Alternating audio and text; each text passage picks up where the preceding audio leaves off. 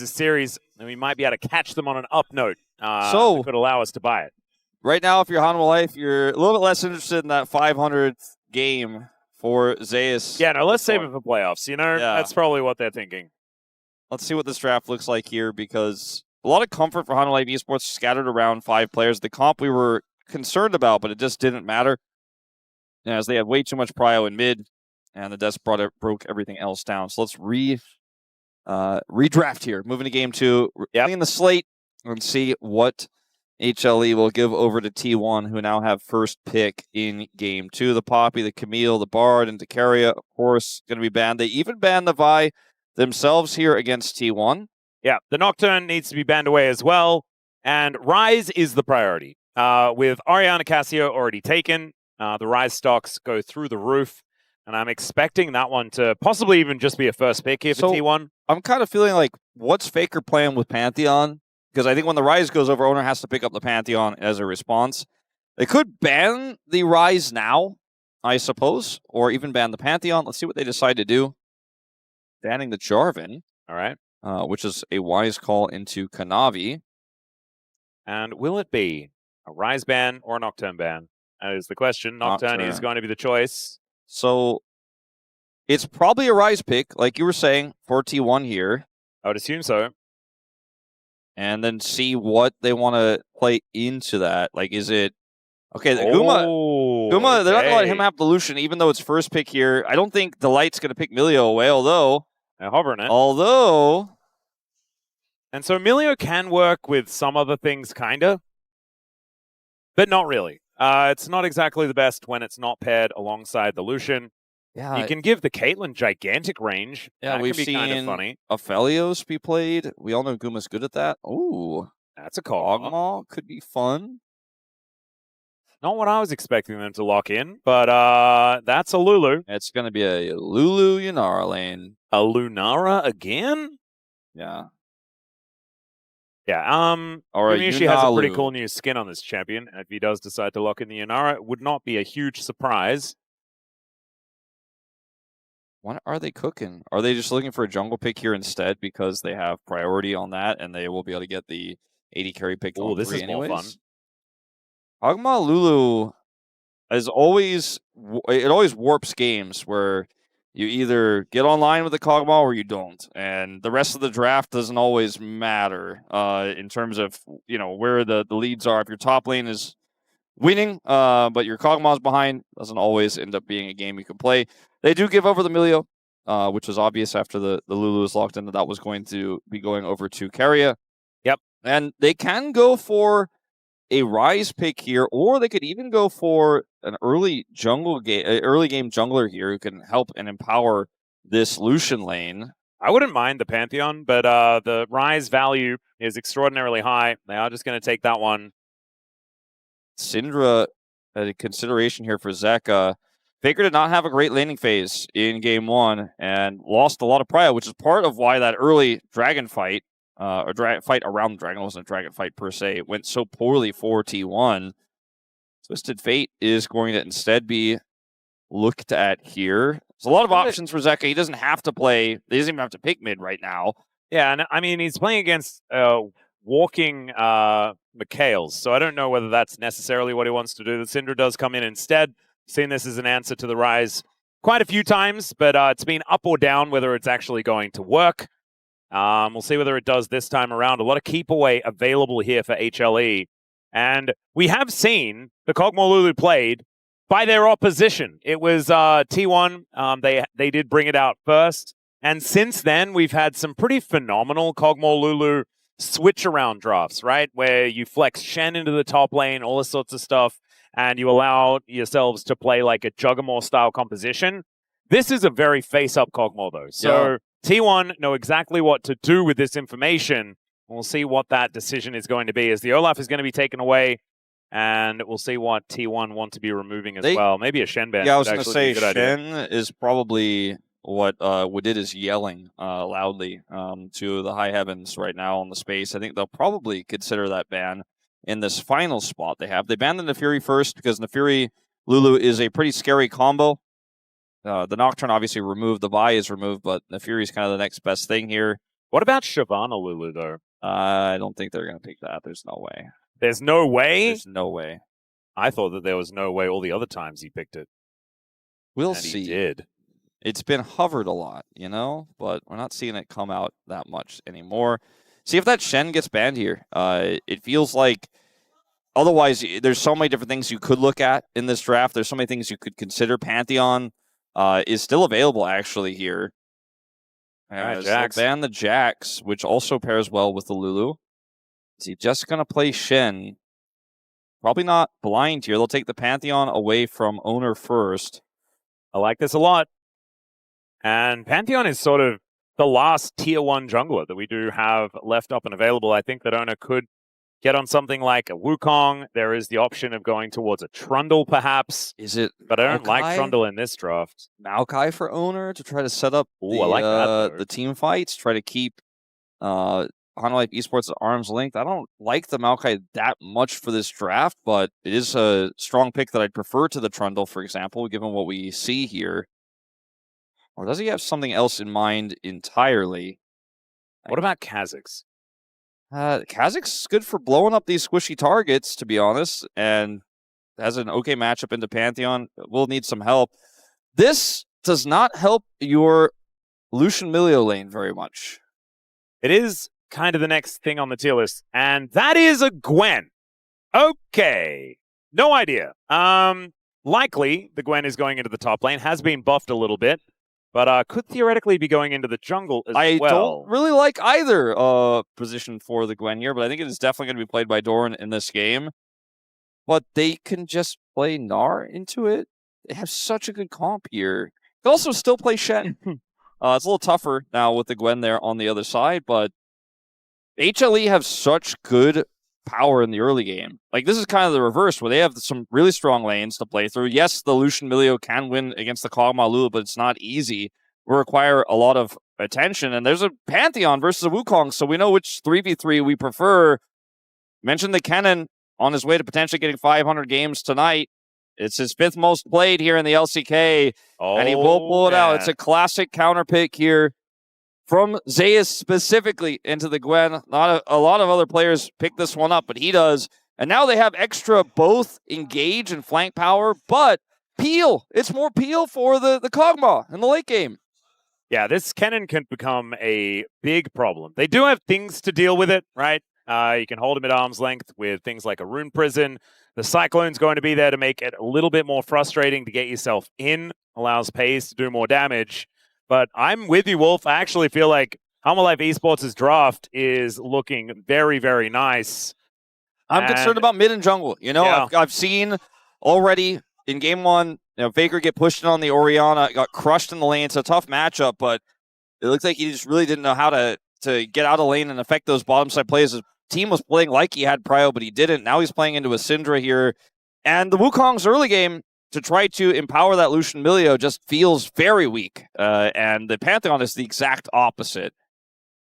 I think that Kanavi, if he continues the way that he's been playing already, this is going to be such a difficult game for T1 to play because he can start that pressure, as you mentioned, so early in this game. Wukong needs to get to that level 6 as quickly as possible. Let's see how well T1 can play the defense or whether HLE can just shut him down.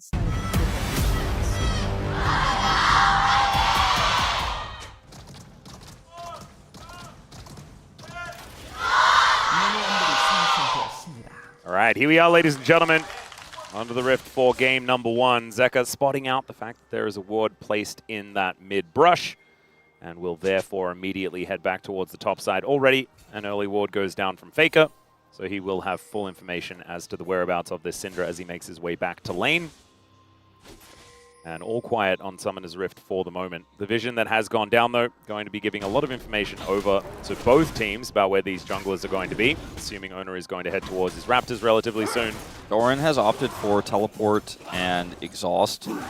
You often forego the teleport in modern League of Legends because of the role quest, but he wants to have that shield, wants to be able to have that empowered TP, so he does opt for this, but it means he will not have flash. And that can be very scary, especially when you're dealing with all of the CC and setup that HLE have. Otherwise, I think T1 are going to have to play through sides as Keria loses half of his health bar in this matchup they opted into. Yeah, this is going to be pretty interesting how this lane is going to go. It's all about the W windows, obviously, for the Kog'Maw. But T1, I think, will have more flexibility when it comes to their ability to do damage, especially after they hit level 3. So the early stages can be a little bit difficult, a little bit tricky for the Lucian, but once you get access to more buttons, things can be very, very frightening, especially with the increased range that Peyz can pick up from the Milio. Guma happy to just get that shield from Delight and continue to trade. Doesn't even take barrier in this matchup, has the exhaust, which will be very useful for him in team fights later on as well into this Gwen. So just a really cool tech from him. They're controlling this lane, and that's already, you know, I said the matchup can go both ways, but they are just smashing it right now. They have full control, and you can see it's Guma's first pick of this Kog'Maw here this season, but we've seen him play it in the past to great effect. Oh, Faker taking a lot of damage here. Zeka just needs one more orb. There's the ghost, and Faker, he ran back to the wave that terrified probably everyone. Does get the level up and will survive, but that is a lot of summoners now blown, but nothing on Zeka's side. Now Gumayusi taking a lot as Peyz dashes in. Double tap not going to be enough to kill him though, and the exhaust will be able to save the life of this Kog'Maw. Now Kanavi's moving down, but this time Oner is there in position to deny the attempted gank. I mean, Guma does need to be very careful underneath this turret. Should be able to go back home. Need a little bit more information about what happened to Guma's health bar to fully understand why this happened, but we kind of jumped in very late because of what was happening in the mid lane there. And he gets pushed out after we were singing his praises just moments before. Oh, Delight has to flash. Oof. That Peyz not window shopping. No, that will hurt a lot. I'm surprised Zeka didn't flash for the kill on the Faker as well, but the level up came through and he was like, I'm not 100% sure I'm going to secure this. He's also placed his Q really aggressively there, expecting potentially a flash or earlier ghost from Faker there. So Faker doesn't have sums, but he does survive. And so that's a good thing. As we were talking about how this matchup can be tough, and he almost got soloed. Wow. Doran is also surviving here in this top lane as well. Zeus goes back, grabs some Boots of Lucidity. And he is very far ahead as far as farm is concerned, but Doran's alive. And that we can put into the pros column. This can be an incredibly difficult matchup early on. Kennen is pretty good at dealing with melee champions. There towards top side. Snip, snip. But Doran is just going to finish off the wave and look for a bit of a reset perhaps. And there it is. Kennen recently buffed as well on this patch. So just a good choice in general here for Zeus, but like it feels like Chekhov's gun, or Chekhov's Kennen in this case, with us talking about earlier in his 500 wins. Yep. He does pull this out here in a rare matchup because Gwen also changed and trying to see her in more play. At least that's the idea in this patch, but hasn't really been seen that much in the LCK thus far. Still very niche and has a lot of hard counters, so very difficult champion to blind. Gnar, one of the ones we saw in the past. Jace, which wasn't available because of Fearless. And he still finds himself into this Kennen. 15 CS down early, like you said. Very tough to play out. Yeah. Gwen is often one of these response picks rather than the thing that you're actually going to go for, is Faker finding a decent exchange onto Zeka, but Kanavi just flashes on top of him. There's the unleashed power, but Faker makes it out! Just barely surviving, and obviously still not great news. But still no first blood to go over to HLE. Yeah, it's twice he survives. Both times he will take a huge disadvantage because of it. Losing his ultimate here, much less impactful than losing both summons, but both of those summoners are still down for a little bit longer. He doesn't have teleport, and so he's going to lose a large part of this wave here. And barely, just by the skin of his teeth, survives on the play. Kanavi going straight back down to the bottom lane here. If Peyz and Keria try to pressure further, they will not enjoy what happens next. Yeah, this time Oner is here as well, so he's going to move on up. Gets control ward down. Kanavi already here as Gumayusi in a bit of trouble. Great polymorph onto Peyz to stop that play as Oner goes in. Only level 5, but Guma is still taking a lot of damage. Peyz, can you get the autos across? Oh, he gets the piercing light for the kill! And the Akathian surprise is not going to be able to do it here as somehow Oner survives for such a long time. Picks up the double for Peyz. And now Doran is going for an all-in on this top side. That needlework not quite connecting, though, as now Zeka moving towards this bottom lane. Oh, the dash out of the way. Peyz turns it into another kill. But still, Zeka is going to be able to find a lot of value here. The fire kick from Keria might have been enough, and Zeka not going to be able to close the gap on the Milio. Follows him all the way down here as well. Crazy stuff in this early play. Oner played that bottom side gank so confidently, I guess is the best way to say it. He had his Warriors Trickster there. He's going to go all the way back to this one here. From Faker's perspective, for the Realm Orb. No worries. Last bit of damage comes through from the ultimate is not enough to take him out, but watch Oner in this play. As he wants to come over here with this pressure that they're putting on, they wait out the Polymorph, and he flashes past Kanavi here to get on top of Guma. Does just enough damage here as Guma looks to turn back and offer that damage. Peyz says, no, you're pushing onto that Wukong. You forgot about the Lucian. You forgot about my piercing light. That was through and then the caster minion. And then he goes back in here, Oner, again to set up Peyz for a second kill. And then when Zeka flashes, he sidesteps it and picks up a third. That was absolutely insane. The fact that Keria also lives is just icing on the cake here for T1. But Faker now looking for an angle towards Zeka. There's the Rune Prison for the slow. Not going to snare him here as Oner is just going to move towards his bottom lane. Take away some Raptors. This game is still very close, and the only lead here for T1 is on the Lucian, but sometimes that's enough when it's Peyz who's piloting it. We talked about, well, I really specifically mentioned several times, I don't think we'll ever see Lucian go through draft. And then he did. I don't think it should. And it's potentially a problem here. There are still a lot of issues here. The top side isn't fixed for T1 just yet, although those Merc Treads are going to help a lot. Faker was able to impact that bottom side play as Peyz is going in again. Yeah, looking for another angle. There is the Polymorph as the culling is going to be the response. As soon as that ability goes on cooldown, you can feel free to press R. And that's exactly what Peyz does.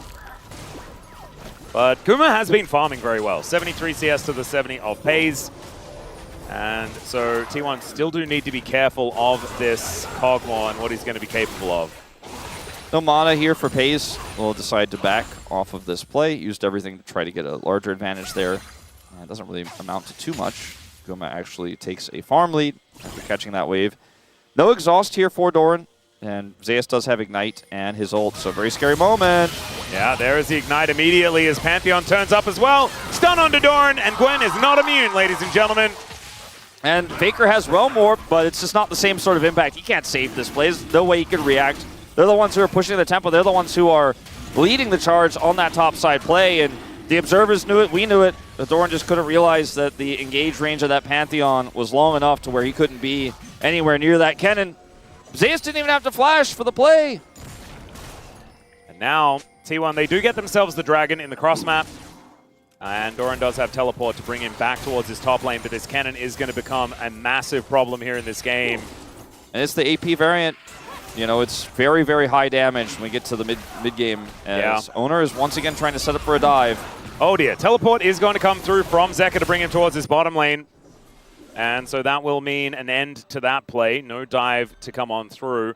But getting that teleport out of Zeka, moving him out of this mid lane, is still going to be good here for T1. Yeah, I mean, they are able to force the TP. Faker stays. You could see Faker was considering a Realm Warp to follow on the play, but he realizes, I'm Ryze. They've got Scatter. This is probably just too risky with the Wukong trying to Cyclone and all that. Zeus comes in here and is able to get Doran with a tip of his ultimate. Why?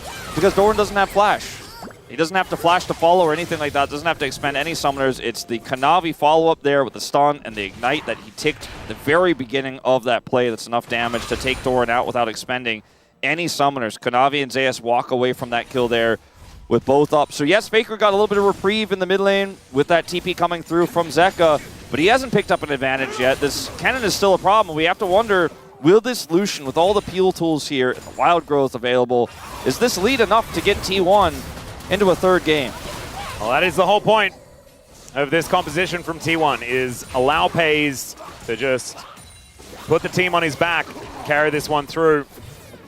And it's not quite the mid-game just yet, but he is still behind a few creeps here in this lane. Does hit that first item spike first because of all those kills.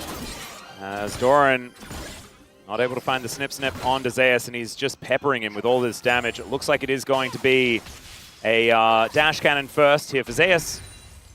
And that means that the lack of flash is going to be even more pronounced from Doran. Yeah, Oner wanted to look for a flash cyclone there, but he had to be so far away because of the vision in the river to look for it. And Zeus just kind of slowly pushes up, scouts him out. So he just ended up wasting a little bit of time there, but nothing too crazy. Yep. He's still dashing forward as Gumayusi presses W. It's going to be a lot of damage onto Keria. And there's a Pantheon waiting. Polymorph and the exhaust now down onto Peyz. Guma in trouble, but Oner is here at exactly the right time. Finds a Cyclone onto Kanavi. Gets the Aegis out and now teleport him from Zeus. He's looking for an angle and tries to get on top of Peyz. He finds him. Picks up the double with the help of the living artillery. Scatter the Weed comes down. Oner is dead. Zeus to stay alive, and Faker tries to grieve for the play, and it's just more food for the Hanwha Life eSports war machine. Now, with the exception of that last play there from Faker, I'm watching that play looking like those Hanwha fans in the picture. That was sick. 1,500 kills for Zeus. And he might not be getting his 500th game if this game continues anything like what we have seen already. Guma picks up his Rage Blade off the back here, and all T1 get is a plate for Doran on the cross. As this is a flanking Pantheon, and they're still so confident with this Wukong here. They can force this play. Guma goes low, but he's not even really the main factor in this play. And they're like, no, we win this, we've got the advantage. Then they get outplayed massively here. Watch this wild growth setup, and then Kennen shows up. He has TP advantage. Doran can't follow. He's got massive damage here, even without his first item. And then the peel from Zeka to get him out, and then Faker triples down and dies as well. Man, that was so beautiful from Zeus. Goes in, makes the big play, and then baits them till the very end to make sure that everyone dies. They're all on the same page. The wild growth onto Kanavi to buy that space so Zeus can get in on the TP flank. It's just a well-oiled tank here. HLE rolling over T1. Old now, Wolf, at 13 minutes. And that lead for Peyz is still there, but it's so much smaller than it was. And Gumayusi just needs a couple of items in this this Kog'Maw is well and truly online. Rage Blade going to be the first one that is now completed. And I don't know where it starts to feel better for T1 because it's a very different composition to what we saw last time. As now Faker is in trouble. The Unleashed Power comes in. Scatter the Weak. Should be enough space for Kanavi to come on over and get the stun. And Faker was running the wrong direction anyway, so it's another freebie here for HLE. They didn't ban the Pantheon. They let it through. And I think they are regretting that choice now. Kanavi's just having such an incredibly good day here just today. Year, month, whatever this period you want to choose. yeah. He's pretty insane. 3-1-5, so 100% kill contribution here as well. And now we're looking for Dragon number 2. T1 could make it double Dragon. And they're looking for Zeka, actually. He is going to be able to teleport away, though. I don't think that, not going to be able to see him. And actually teleported about 2.5 meters. That's all he needed to get into safety. It's not going to waste any time, and he can still compete for Prio on this Dragon. They're pushing mid. There's no answer. T1 are losing everywhere right now. Yeah, Faker is now back in that mid lane, though. So it might be an honest fight, but Oner is already on this Drake. Peyz is going to move on over, and Keria is there for the support. Zeka shows up, and you can see Zeus roaming from that top side. No teleport available. Doran does have his, and now that is going to be used to bring him towards this fight. For a little bit of time, it might be a 4v5, but Zeus is getting here very, very quickly. That is going to be the secure for T1, but the scatter from Zeka is so good. Oner trying to get himself out with that Warrior Trickster, and now Faker in a lot of trouble. The Slicing Maelstrom comes in, and the Polymorph is there as well. Keria might be able to keep him alive. Scatter doesn't actually get the stun, and the GOAT will live. I mean, Zeka was so close to his ultimate throughout that fight. Just a few seconds away there of killing Faker, and they're so fortunate he didn't have it, or this could have been a very costly Dragon take. I would say it was not costless, but at least they were able to escape with their lives here. As Faker's looking for a flank play here as this has happened. They want to close the door here and push in with Doran, but HLE's disengage is so clean.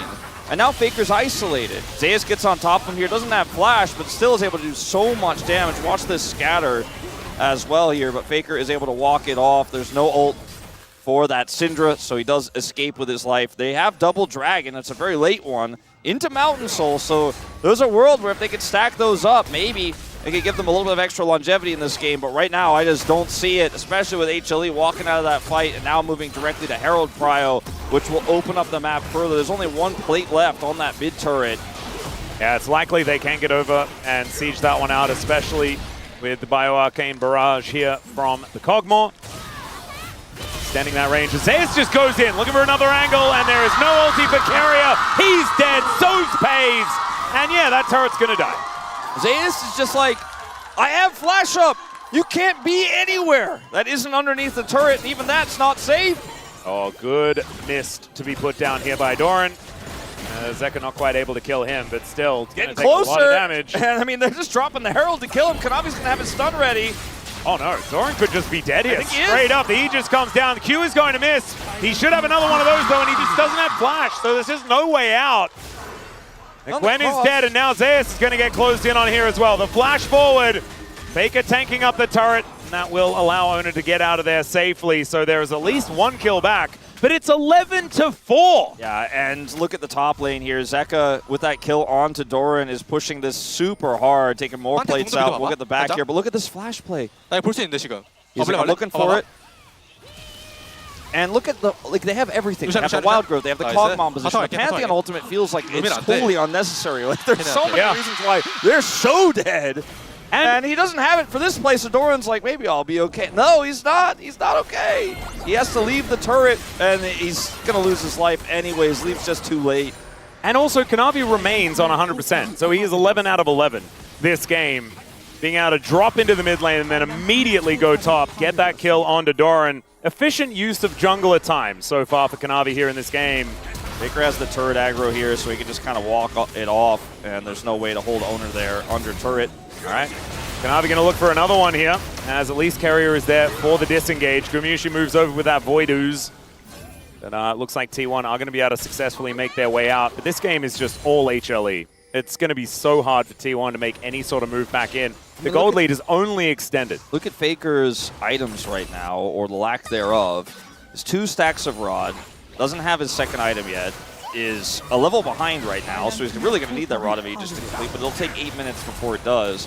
Thinking about Actualizer and late game scaling, that is just off the cards, and oh dear, just die here. Yeah, this is the problematic part. Scatter is not going to connect. Living Artillery does, but he is still able to walk it off. He's off the map, and this is a huge push.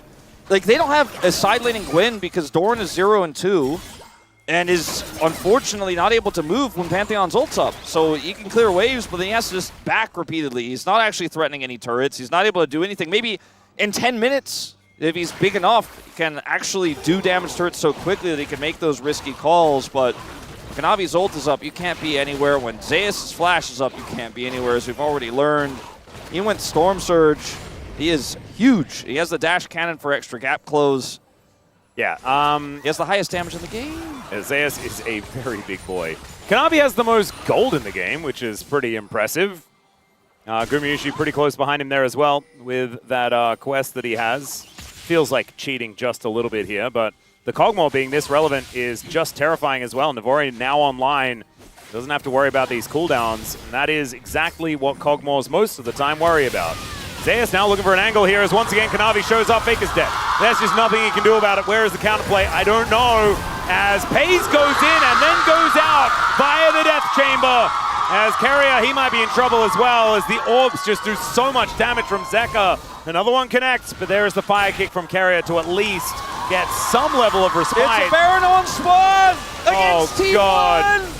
T1 looking for Hail Mary plays everywhere. They force the Wukong gank topside. Bam, gets shut down, fails. They try to make the play in the mid lane with the Lucian. Gets shut down, fails, and then they just find themselves against the wall here. Backs against the wall. Baron up on spawn. 8,000 gold lead at 20 is about as high as a gold lead can get at this level in the Legend group. This is one of the most dominant games we've seen, as people are dying as we go into replays. Yeah, that was kind of crazy. So I don't know whether they actually did get the kill there, as yeah, it was just unleash power onto the monkey. This was Kanavi destroying Faker. Not a lot of options there. I mean, they tried to set up a gank and the with Oner. Cyclone actually was used. Yeah, and so he doesn't have it defensively at the moment, but look at this. Zeka just says no. Zeka is like a peel artist in this game on this Syndra. I mean, like, if we roll the clock back 4 years ago when Zeka won a world championship, we could never say he was good at Syndra, but in 2026, man, he's out of control. He's looking pretty ridiculous at the moment as Faker is going to get the power unleashed upon him. And thank you for demonstrating exactly what we were talking about there, The Zeka. rare caster blessing, I guess. Yeah, I was somehow expecting Faker to just turn that and then solo kill him somehow because caster curses are so powerful and very real. But not this time. This time HLE, it feels like they're just a little bit too far ahead as Gumayusi is just attack moving towards T1. Oner almost just dead from a few of these shots from this B Kog'Maw. And the inhibitor turret will go down. Inner in the top lane is also being softened up by Zeka as well, who deals with that one as we are talking about this. And T1, there are no options left. Push in the top lane now. Baron buff minions still here for a minute and a half. They need so much more time than what they've got. All right, Hail Mary play. Faker dives on in and takes the Death Realm exit. Peyz is in trouble here as well, slicing Maelstrom. Peyz actually survives for quite some time.